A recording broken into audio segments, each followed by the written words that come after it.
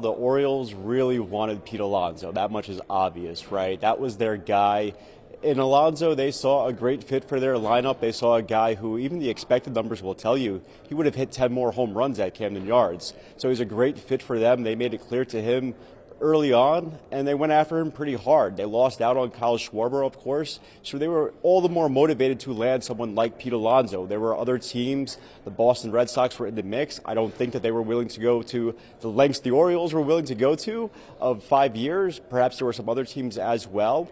I even asked around. They said, hey, like, did the Orioles even bid against themselves? And I had a couple of people tell me, even if they did, they got their guy. They wanted their guy. And for the Mets, they were not willing to go to those lengths. They realized pretty early on, once it got to the point that the Orioles were being so aggressive, that they were not going to get to those levels. So in their view, it was almost of a why bother with it, because they know that they were going to go out of their comfort zone in order to even extend an offer that was going to be somewhat to his liking. So why would they even go to that length? So they declined to do that, and they have that hole now at first base to fill with somebody else. I think of the saying, guys, if he wanted to, he would. They knew what Pete's market would look like. They knew what it would command.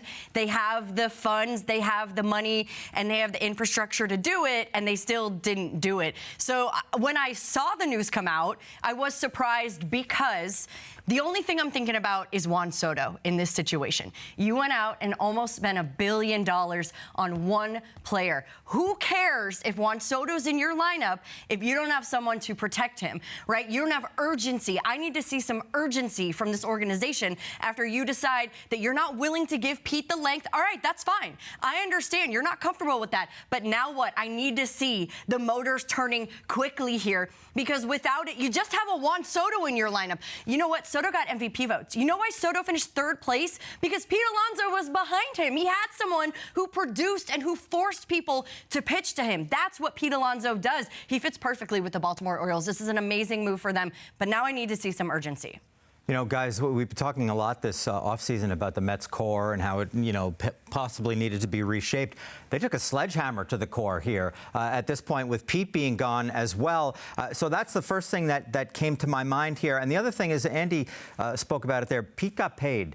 And all the talk about how, he's going to come back to the Mets because he's got nowhere else to go. Well, he got $155 million, so good for Pete, because he deserves it, because he's been a great player, a great hitter for his entire career. I would have loved to have seen him return, Sal, because I felt like, look, I know you don't like it. I know David Stearns clearly doesn't like it. But the idea of him being a legacy Met is appealing to me. And the Mets, historically, other than David Wright, have said goodbye to some of their franchise icons, and this is another one in that vein, and I don't love that part of it. I mean, you know, we had the pomp and circumstance with the home run record. It would have been great to see Pete finish out his career, and, you know, he's going to hit a lot more home runs in his career, and the Mets aren't going to benefit from any of them, and to me, that's kind of a bummer. I'm just looking at it more in terms of how you build a winner. I don't see how they're better without him, at least in the next couple of years, you know, replacing that bat in that lineup. I mean, look, I give Stearns credit for being willing to break up the core, because that seemed to be an issue for sure. But it only works if you have a better strategy and put better people in place. How are they going to do it? It's not obvious to anybody that's paying attention here. And Mets fans are outraged. They have every right to be, especially, not so much about the fan favorites, but just in terms of, yeah, I mean, Alonso was a huge part of this team, and you take him out of that lineup, who is replacing him? Schwarber's not doing it. He's gone. Even a guy like Bellinger, he's not the kind of guy you're going to hit behind Soto and be that type of replacement. So the pressure is on Stearns in a huge way. I mean, he is persona non grata for Mets fans right now. If he has a plan, you have to believe he has a plan, because he wouldn't want to put himself in this position. He knows how much Mets fans are down on him. Unless he does have a plan, can he execute it? I need to see it.